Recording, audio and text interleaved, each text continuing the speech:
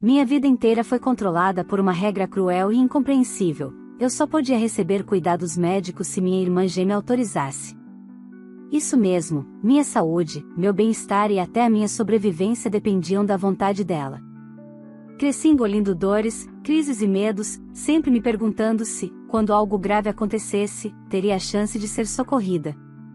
O absurdo dessa situação chegou ao limite quando, diante de todos, eu quase perdi a vida, e a frieza da minha família ficou impossível de esconder. A partir daí, segredos começaram a ser revelados, e uma batalha inesperada pela minha liberdade teve início. Olá, seja bem-vindo ao canal Histórias Surpreendentes, curta e se inscreva nesse canal, aproveite e ative as notificações. Comente aqui de qual cidade você está assistindo, vou adorar saber e deixar um coração no seu comentário. Desde que me lembro, minha vida nunca foi realmente minha. Eu não tinha direito sequer de decidir se merecia tratamento médico quando estava doente ou machucada. Tudo dependia de uma regra imposta pelos meus pais, absurda e cruel. Só poderia receber cuidado se minha irmã gêmea concordasse. Cresci à sombra desse poder, como se minha existência fosse um fardo menor, condicionado à vontade dela. As lembranças mais fortes da infância não são de brincadeiras inocentes ou risadas, mas de febres altas ignoradas, ossos quebrados que nunca foram engessados e tosses sufocantes que duravam semanas. Cada vez que implorava ajuda, meu pai respondia com frieza: pergunte à sua irmã. Se ela deixar, a gente vê o que faz. E ela, quase sempre, ria e dizia não. Essa dinâmica se transformou em uma prisão invisível, onde até respirar parecia depender de uma autorização que nunca vinha. Na escola, as coisas não eram melhores. Eu era a garota pálida, cansada, com roupas que denunciavam o descaso de casa. Professores notavam algo estranho, mas meus pais sempre apareciam com explicações convincentes, enquanto minha irmã fazia questão de me expor como exagerada. Com o tempo, aprendi a esconder dores e a sufocar lágrimas, como se não tivesse direito de reclamar.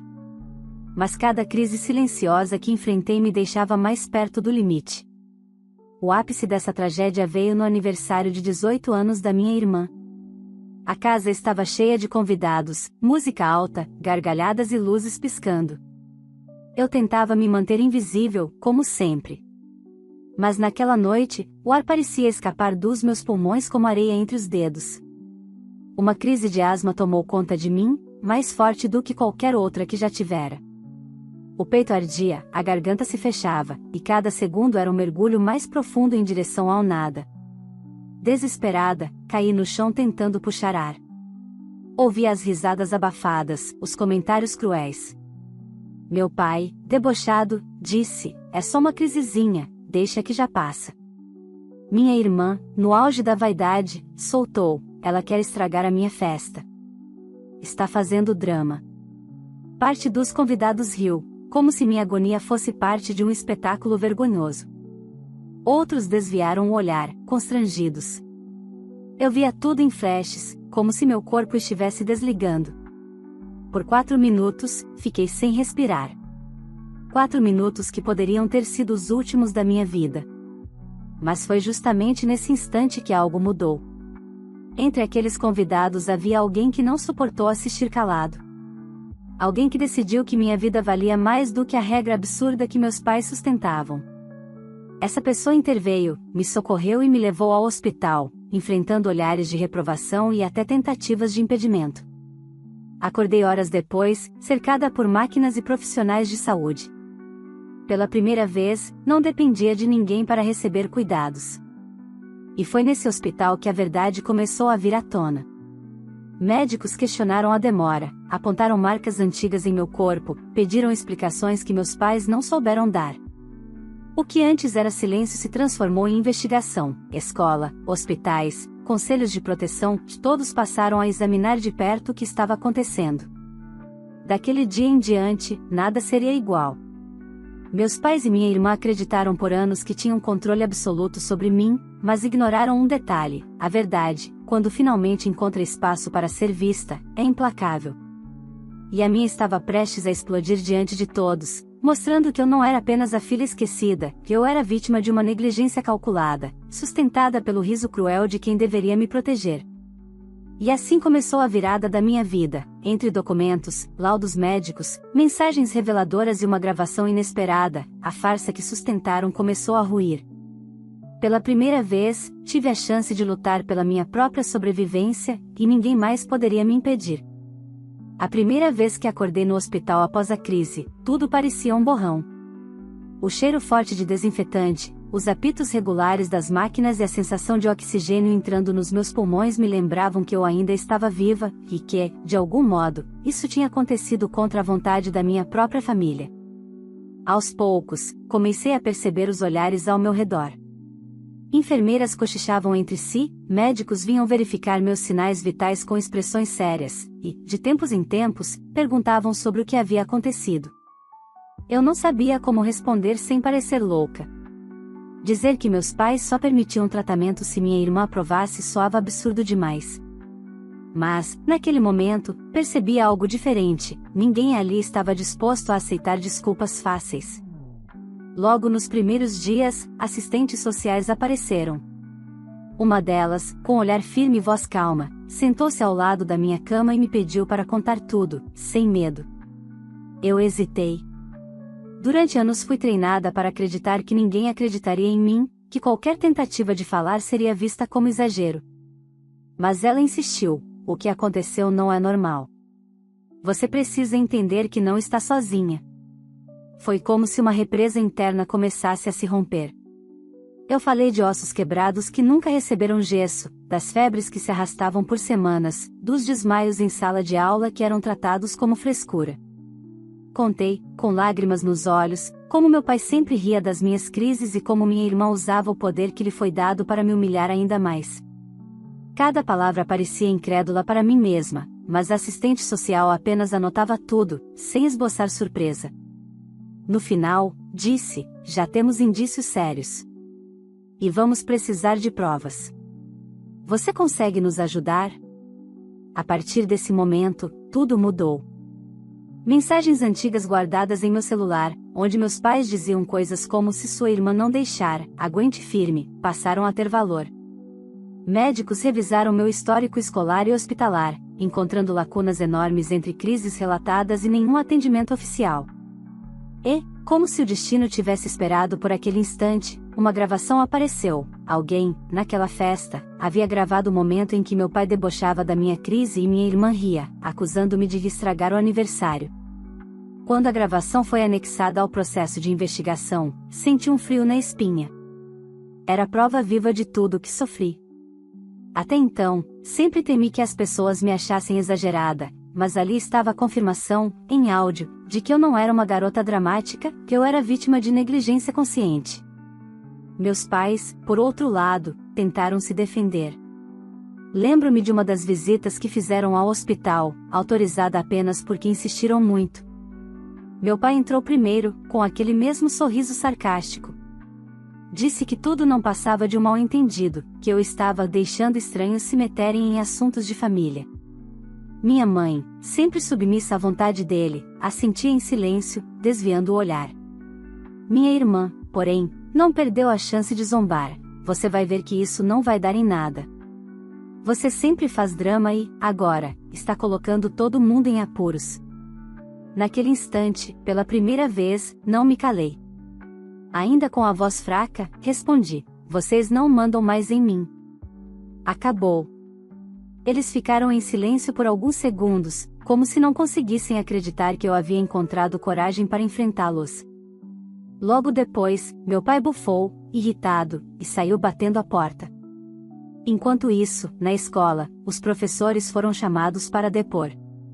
Descobriram que, em diversas ocasiões, relataram à direção que algo estranho acontecia comigo: hematomas frequentes, crises respiratórias não tratadas, ausências inexplicáveis. Alguns professores choraram durante os depoimentos, dizendo que se sentiam culpados por não terem insistido mais em me ajudar. As peças começavam a se encaixar. A investigação ganhava força, e cada detalhe novo revelava o tamanho da negligência que sofri. Mas, ao mesmo tempo, isso despertava ainda mais a raiva da minha família. Mensagens começaram a chegar no meu celular, ameaças veladas, tentativas de manipulação, Frases como "você vai se arrepender de expor sua própria casa" ou "irmãs devem se proteger, não destruir uma a outra". Eu li a cada uma delas com as mãos trêmulas, mas, em vez de apagar, comecei a guardar. Tudo seria a prova. Cada insulto, cada tentativa de me silenciar, cada ameaça.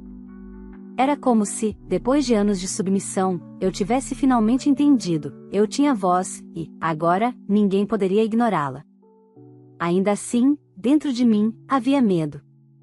O medo de voltar para casa, o medo de que, de alguma forma, conseguissem reverter a situação, o medo de perder a liberdade que mal havia conquistado.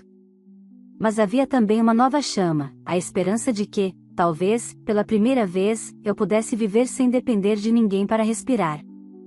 E eu sabia que essa era apenas a primeira batalha. O que viria a seguir seria ainda mais doloroso e definitivo. Os dias seguintes foram um turbilhão de informações, visitas inesperadas e reuniões com pessoas que até então pareciam distantes da minha realidade, advogados, psicólogos, representantes de órgãos de proteção. Tudo girava em torno de mim, mas não da forma como minha família sempre havia feito, não como uma peça descartável em um jogo de poder, e sim como alguém cuja vida finalmente importava. As primeiras audiências ocorreram rapidamente. O Ministério Público assumiu o caso, e fui chamada para prestar depoimento em um ambiente que, de início, me intimidou. Salas frias, pessoas em trajes formais, gravadores ligados. Eu estava diante de juízes, promotores e defensores que queriam ouvir cada detalhe da minha história. E eu falei. Contei sobre a regra absurda de depender da permissão da minha irmã para buscar atendimento médico, das inúmeras vezes em que fui impedida de ser socorrida, das dores que carregava até hoje por lesões não tratadas. Enquanto eu narrava, percebia as expressões mudarem. Alguns franziram o senho, outros balançaram a cabeça em incredulidade. Uma das juízas chegou a interromper e perguntar: "Você está nos dizendo que sua vida sempre esteve condicionada a uma autorização de outra criança, sua irmã, e que seus pais acatavam isso como regra?" Confirmei com lágrimas nos olhos. Do outro lado, minha família tentava se defender. Meus pais insistiam que tudo não passava de mal-entendidos, que eu sempre fora frágil demais e que inventava crises para chamar atenção. Minha irmã, altiva, sustentava a versão de que eu era uma dramática, alguém que precisava ser contida para não atrapalhar a vida dos outros. Mas as provas falavam mais alto. Os laudos médicos mostravam marcas antigas, sequelas de fraturas não tratadas, registros de crises respiratórias graves sem nenhum atendimento correspondente. A gravação da festa, com as falas debochadas de meu pai e da minha irmã, ecoava nas salas de audiência como um soco no estômago de quem ouvia. E havia ainda as mensagens salvas no meu celular, onde meus pais diziam claramente que eu deveria ali esperar a decisão da sua irmã. Cada documento anexado ao processo desmontava o castelo de mentiras que eles tentavam sustentar. Ainda assim, meu pai não se dava por vencido. Chegou a levantar a voz durante uma audiência, acusando o sistema de querer destruir famílias. Foi repreendido na mesma hora, mas percebi em seu olhar que ele não aceitava a possibilidade de perder o controle sobre mim. Enquanto isso, na escola, a investigação ganhava eco. Professores e colegas foram chamados a testemunhar.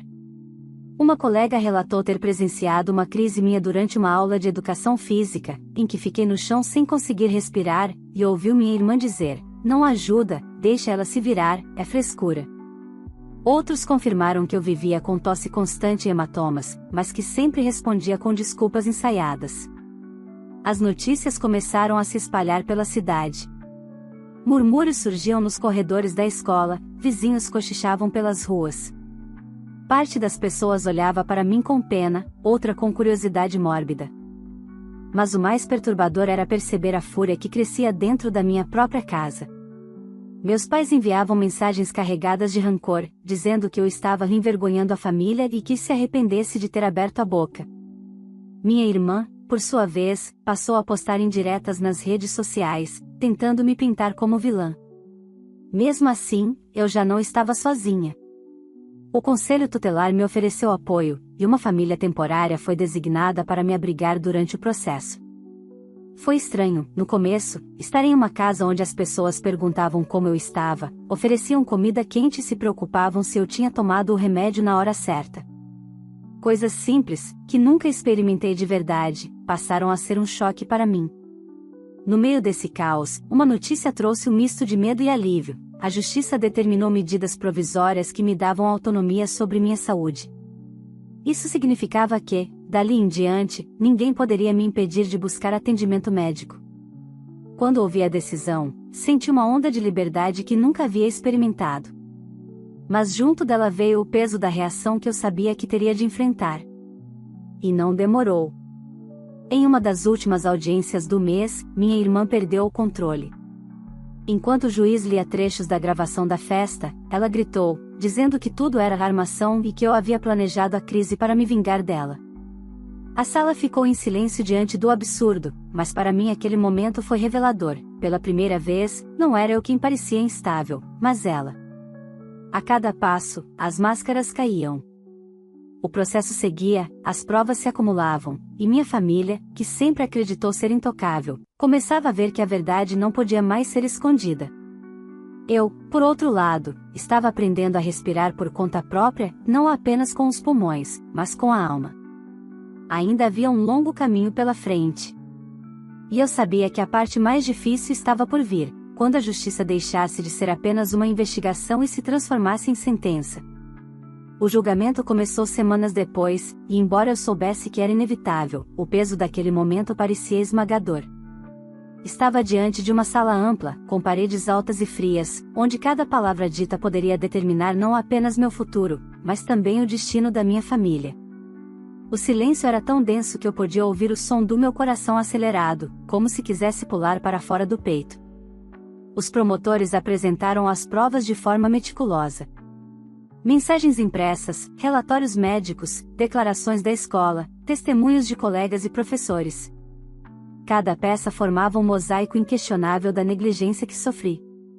Mas o mais impactante foi quando reproduziram a gravação da festa, a mesma em que meu pai debochava da minha crise e minha irmã dizia que eu estava fazendo drama para chamar atenção. O áudio ecoou pelo tribunal como uma ferida aberta, e percebi pessoas na plateia arregalando os olhos, incrédulas. Do outro lado, a defesa de meus pais tentava inverter os fatos. O advogado contratado por eles alegava que eu sofria de hipersensibilidade emocional, que minhas memórias eram distorcidas e que eu inventava doenças para manipular a atenção. Minha irmã, quando chamada para depor, sustentou a mesma versão, dizendo com desdém: ela sempre foi assim. Um pequeno arranhão se tornava uma tragédia. Eu só tentava impedir que ela fizesse a vida de todos girar em torno dela.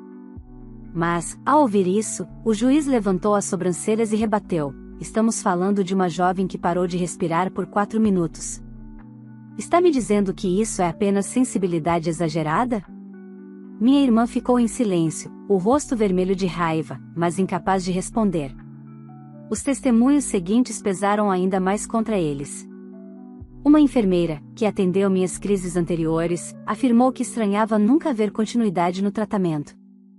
Um médico legista apontou que eu tinha sequelas de uma fratura no braço mal consolidada, sinal de que nunca havia sido devidamente tratada. Professores reforçaram que, durante anos, levantaram suspeitas de maus-tratos que sempre foram ignoradas ou abafadas pela versão convincente dos meus pais. Cada depoimento era como uma pá de terra sobre o castelo de mentiras construído por minha família. Ainda assim, eu não conseguia evitar o frio na barriga cada vez que meu pai me olhava fixamente, com aquele semblante de fúria silenciosa. Havia algo em seus olhos que dizia que, mesmo cercado de provas, ele não desistiria de me esmagar. Naquela mesma semana, recebi mais mensagens anônimas no celular. O tom variava entre ameaça e manipulação: se você continuar com isso, vai destruir sua própria família, ou ainda dá tempo de retirar a denúncia e evitar que sua irmã sofra. Eu sabia que vinham deles, mas em vez de me abalar, essas tentativas só reforçavam a certeza de que estava fazendo certo. O julgamento, porém, não era apenas sobre o passado. Era também sobre o futuro. O promotor deixou claro em sua fala final: não se trata apenas de responsabilizar os pais e a irmã desta jovem. Trata-se de garantir que, daqui em diante, ela possa viver sem depender da autorização de quem a colocou em risco. Trata-se de devolver-lhe a autonomia, a dignidade e o direito básico de decidir sobre a própria vida. Essas palavras ficaram ecoando na minha mente. Pela primeira vez, alguém resumia exatamente o que eu sempre desejei: não vingança, não humilhação pública, mas liberdade. Do outro lado, a defesa tentou uma última cartada: apresentar testemunhas de vizinhança que, em algum momento, me viram brincando ou sorrindo, como se isso fosse prova de que nada de errado acontecia em casa. Mas os argumentos soaram fracos diante do peso das evidências já apresentadas. Nos intervalos das sessões, eu ficava em uma sala reservada, acompanhada por psicólogos e representantes legais. Eles me diziam que meu caso não era isolado, que muitas crianças e adolescentes sofriam em silêncio. Mas, apesar da dor, havia uma força crescente dentro de mim. Eu não era mais a menina que implorava por ajuda, eu estava diante da chance de quebrar um ciclo. O ápice daquele período aconteceu quando fui chamada novamente a depor, desta vez para responder a perguntas diretas da defesa. O advogado dos meus pais me encarou e disparou: "Você não sente que está destruindo sua própria família? Que poderia resolver isso em casa, em vez de expor todos publicamente?" Respirei fundo. Meu corpo tremia, mas a voz saiu firme: "Eles destruíram a família quando escolheram me negar cuidados básicos. Eu não estou expondo nada. Eu estou sobrevivendo." O silêncio que seguiu minha resposta foi ensurdecedor. Por um instante, até o advogado perdeu o fôlego. O juiz apenas anotou algo em seu caderno, e percebi que minha fala havia marcado aquele julgamento. Ao sair da sala naquele dia, senti o peso da responsabilidade e da dor, mas também a sensação de que, pela primeira vez, minha verdade tinha sido ouvida em toda a sua intensidade. Eu não era mais a sombra invisível. Eu estava ali, viva, e cada vez mais perto de conquistar aquilo que sempre me foi negado: a liberdade de viver sem pedir permissão para existir. O processo seguia para sua fase final, e o veredito se aproximava. O medo ainda me acompanhava, mas, ao mesmo tempo, havia uma chama que crescia dentro de mim, queimando mais forte a cada dia. E eu sabia, quando a sentença fosse lida, nada mais seria como antes. Os dias que antecederam a leitura da sentença foram, talvez, os mais longos da minha vida. Eu estava em constante estado de alerta, como se a qualquer momento algo pudesse ruir e tudo voltasse ao ponto de partida. Era como viver em suspensão, entre a esperança da liberdade e o medo de que a manipulação da minha família conseguisse inverter o curso da justiça. Meus pais e minha irmã intensificaram as tentativas de contato. As mensagens se tornaram mais desesperadas, misturando súplicas e ameaças. Uma hora diziam que eu era cruel, que estava entregando minha própria família ao escárnio público. Em outra, apelavam para o sangue, lembrando-me de que irmãos devem se proteger, não se destruir. Chegaram até a insinuar que, se fossem condenados, eu seria responsável por qualquer desgraça que recaísse sobre eles. No fundo, eu sabia que não passava de mais uma estratégia. Mas confesso que, em certos momentos de silêncio, aquelas palavras ecoavam em minha mente, tentando arrancar de mim a confiança recém-construída. Foi então que meus advogados reforçaram o mais importante: toda tentativa de intimidação deveria ser documentada. Cada mensagem, cada ligação perdida, cada publicação velada da minha irmã em redes sociais se tornava prova adicional do quanto eu ainda vivia sob ameaça. Na semana anterior à sentença, houve a última audiência de instrução. Foi nesse momento que percebi o desespero tomando conta deles. Meu pai, sempre altivo, se levantou no meio da fala do promotor e, aos gritos, disse que tudo não passava de uma farsa criada para difamar sua família. O juiz pediu silêncio, mas ele continuou, acusando advogados, psicólogos e até mesmo os professores que haviam testemunhado. Foi retirado da sala por seguranças, e a cena, por mais vergonhosa que fosse, deixou claro o que eu já sabia: não havia mais controle. Minha mãe, por sua vez, parecia oscilar entre lágrimas e resignação. Em certos momentos, abaixava a cabeça e chorava baixinho. Em outros, apoiava cada palavra agressiva do meu pai. Eu a observava com um misto de pena e raiva. Sempre esperei que, em algum momento, ela quebrasse o silêncio e me defendesse, mas essa coragem nunca veio. E minha irmã, ela se tornava mais impiedosa a cada dia. no tribunal, chegou a insinuar que, se eu não tivesse nascido, a vida de todos teria sido melhor. Essas palavras cortaram fundo, como uma lâmina invisível. Mas, em vez de me destruir, me fortaleceram. Pela primeira vez, percebi com clareza que a hostilidade dela nunca foi fruto apenas da regra absurda imposta em nossa infância, mas de um ódio enraizado que não tinha justificativa além do próprio egoísmo. Do lado de fora, o caso havia ganhado repercussão. Pequenos veículos de imprensa locais começaram a noticiar o julgamento, destacando a crueldade da regra que me impedia de receber cuidados médicos. Pessoas que nunca me dirigiram a palavra na escola passaram a me olhar de forma diferente, algumas com compaixão, outras com curiosidade mórbida. Eu sabia que comentários maldosos circulavam, mas também sentia um movimento inesperado de apoio, gente que dizia em redes sociais que eu era corajosa por romper o silêncio. No meio disso tudo, algo aconteceu que me marcou profundamente. Uma das professoras mais antigas da escola me procurou, após dar seu depoimento, e disse em lágrimas: "Eu me culpo por não ter feito mais. Sempre percebi que havia algo errado, mas temia não ter provas. Se eu pudesse voltar atrás, teria insistido até ser ouvida." Aquela confissão me fez compreender que minha história não era apenas sobre dor, mas também sobre responsabilidade coletiva. Eu não tinha apenas o dever de me libertar, mas também de mostrar que o silêncio de outros contribuía para minha prisão invisível. À medida que a data da sentença se aproximava, a tensão aumentava. Eu dormia pouco, tinha pesadelos recorrentes em que acordava de volta no meu quarto de infância, pedindo socorro e sendo ignorada. O medo era tão real que às vezes acordava suada, com dificuldade para respirar, como se meu corpo revivesse cada crise. Meus advogados me tranquilizavam, o conjunto de provas era sólido demais, as contradições da defesa estavam expostas e os acessos de fúria do meu pai no tribunal só reforçavam a tese de negligência e abuso psicológico. Ainda assim, até ouvir as palavras finais do juiz, eu não conseguia relaxar. No último encontro antes da sentença, o promotor me disse algo que guardo até hoje: "Você já venceu, independente do resultado. Porque o mais importante não é a condenação deles, mas o fato de que você está viva, falando por si mesma e mostrando ao mundo que sofreu." Essas palavras ecoaram dentro de mim como um farol em meio à tempestade. Eu estava, de fato, viva. E mesmo que ainda restasse uma batalha final, a chama da minha liberdade já ardia com força suficiente para iluminar o caminho. Quando deixei o tribunal naquele dia, vi minha família me observando de longe. Meu pai com um olhar de ódio, minha mãe com expressão quebrada e minha irmã com um sorriso cínico, como se acreditasse que tudo ainda poderia mudar. Mas, pela primeira vez, não senti medo. Apenas a certeza de que a sentença, seja qual fosse, traria um divisor de águas. E foi assim, entre medo e esperança, que me preparei para o dia em que ouviria, finalmente, o destino que a justiça reservaria para eles e, sobretudo, para mim. O dia da sentença chegou como um vendaval.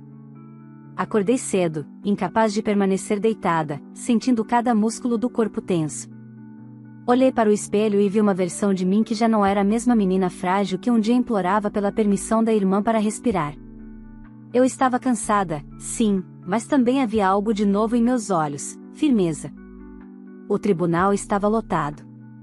Jornalistas ocupavam as primeiras fileiras, cadernos e câmeras prontos.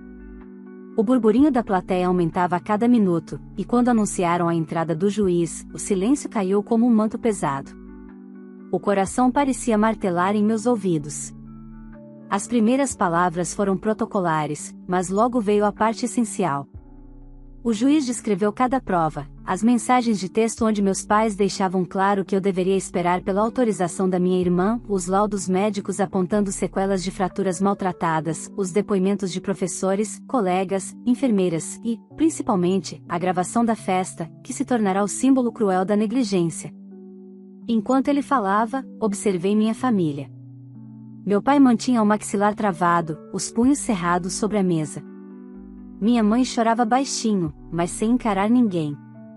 Minha irmã, com um olhar frio, encarava o juiz como se fosse capaz de intimidá-lo apenas com a raiva que exalava. E então veio a sentença. O juiz declarou que meus pais eram culpados por negligência e maus-tratos, e minha irmã, por participação ativa em conduta abusiva e conivência. As penas foram definidas de acordo com o envolvimento de cada um, mas o que mais me marcou não foram os números, e sim as palavras que vieram a seguir. A jovem, até então subjugada por uma regra absurda e cruel, tem, a partir de hoje, garantida plena autonomia sobre sua saúde e seus cuidados. Nenhuma decisão sobre sua vida dependerá novamente da permissão de terceiros. Naquele instante, lágrimas escorreram pelo meu rosto.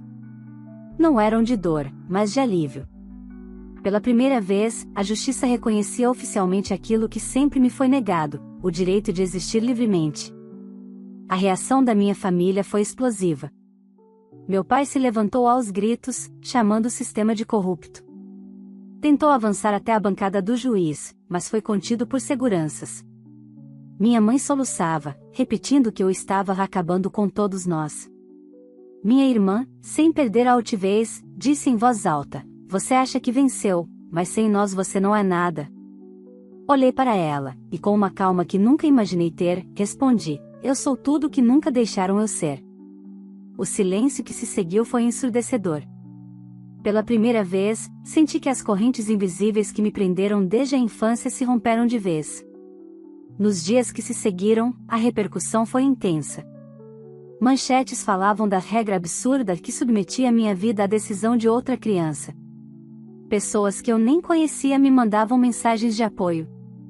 Professores, antigos vizinhos, até colegas que um dia riram de mim, agora demonstravam espanto e solidariedade. Mas mais importante do que isso era a sensação de liberdade que tomava conta de mim. Não foi fácil.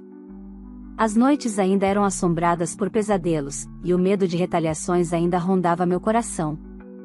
Mas havia também algo novo, a oportunidade de recomeçar. Pela primeira vez, pude marcar consultas médicas sem pedir permissão, receber tratamento adequado, cuidar das sequelas deixadas pelos anos de descaso. Cada visita ao hospital não era mais um lembrete de submissão, mas uma prova de autonomia. Minha irmã tentou me procurar depois, através de cartas repletas de ódio e, às vezes, de súplicas contraditórias. Eu não respondi a nenhuma. Meus pais, afastados por determinação judicial, permaneceram em silêncio, talvez por vergonha, talvez por estratégia. Não importava. O ciclo de poder deles sobre mim estava encerrado.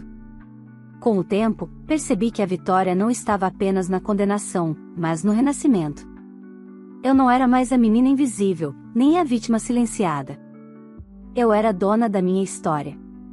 Cada passo que dava, cada respiração livre de permissão, era uma conquista que ninguém poderia apagar. No fundo, sei que as marcas nunca desaparecerão totalmente. Mas aprendi que as cicatrizes não são apenas lembranças de dor, também são provas da resistência. E se minha vida até ali havia sido controlada por uma regra absurda, a partir de agora seria guiada apenas por uma certeza: nunca mais deixaria que alguém definisse meu direito de viver. A sentença não foi apenas uma decisão judicial. Foi a linha divisória entre a menina aprisionada e a mulher livre que, enfim, aprendeu a respirar por si mesma. Agora eu quero saber a sua opinião. Depois de acompanhar essa história cheia de dor, coragem e superação, me diga: você teria a mesma força de enfrentar a própria família em busca da sua liberdade? Ou teria escolhido o silêncio para evitar conflitos? Deixe seu comentário aqui embaixo, eu vou adorar saber o que você pensa. E não esqueça de escrever também de qual cidade você está assistindo esse vídeo, porque assim eu posso passar nos comentários e deixar um coração especial para você. Se essa história te emocionou de alguma forma, já deixa o seu like, porque isso ajuda muito o canal a crescer e me incentiva a trazer cada vez mais conteúdos intensos e envolventes para você. Aproveita também para se inscrever no canal e ativar o sininho, assim você não perde nenhuma das próximas histórias que vão te prender do começo ao fim. E, claro, compartilhe esse vídeo com alguém que você acha que vai se impactar com essa mensagem. Quem sabe sua atitude não inspira outra pessoa a refletir sobre sua própria vida? Então me conta, você faria o mesmo que a protagonista fez?